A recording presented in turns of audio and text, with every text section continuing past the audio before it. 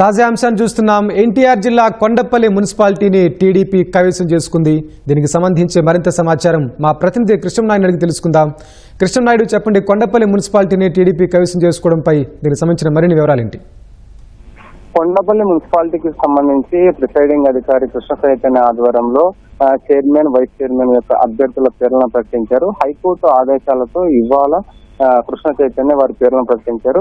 అయితే దాదాపు 4 సంవత్సరాల క్రితం ఈ ఎన్నిక జరిగింది. ఆ తర్వాత అప్పటి ఎంపీ, విజయవాడ ఎంపీ కేశినేని నానికి సంబంధించినటువంటి ఓటు హక్కు పైన హైకోర్టుకు వెళ్లడం జరిగింది. దీంతో ఇది కోర్టులో దాదాపు 3.5 సంవత్సరాలు 4 సంవత్సరాలు కోర్టులో చేసినట్టుగా చివరికి సీల్డ్ కవర్ లో ఈ ఎన్నికకి సంబంధించి ఏదైతే ఉత్తర్వులు ఉన్నాయో వాటిని వెల్లడించాలని హైకోర్టు ఆదేశాలు జారీ చేసింది. 10 రోజుల క్రితమే హైకోర్టు ఆదేశాలు ఇవ్వడంతో దీనికి సంబంధించినటువంటి పూర్తి ఏర్పాట్లు ప్రిసైడింగ్ అధికారి కృష్ణ చైతన్య చేశారు. ఆయన ఆధ్వర్యంలోనే ఈ రోజు ఏదైతే చైర్మన్, వైస్ చైర్మన్ యొక్క పేర్లు వెల్లడించడం జరిగింది. చైర్మన్ గా చెన్నబోయిన చిట్టిబాబు, వైస్ చైర్మన్ గా ఇండిపెండెంట్ గా గెలిచినటువంటి టీడీపీకి మద్దతు ఇచ్చినటువంటి శ్రీదేవిని ఎంపిక చేశారు. అయితే దీనిపైన కాసేపు క్రితమే టీడీపీకి, వైసీపీకి చెందినటువంటి ఎవరైతే కౌన్సిలర్లు ఉన్నారో వారు ఇక్కడికి పెద్ద ఎత్తున చేరుకున్నారు.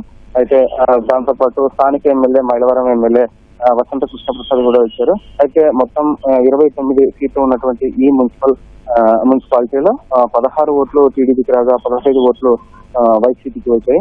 అయితే ఇండిపెండెంట్ అభ్యర్థి కూడా టీడీపీకి మద్దతు ఇచ్చారు. దీంతో ఈజీగా ఇక్కడ ఎన్నికలో టీడీపీ గెలుపొందడం జరిగింది. అయితే కాసేపు క్రితమే ఇక్కడికి చేరుకున్నటువంటి వసంత కృష్ణప్రసాద్ ఈ ఏదైతే పేర్లు ప్రకటించేటప్పుడు ఉన్నారో కృష్ణ చైతన్య ఈ పేర్లను ప్రకటించడం జరిగింది. ధన్యవాదాలు కృష్ణనాయుడు.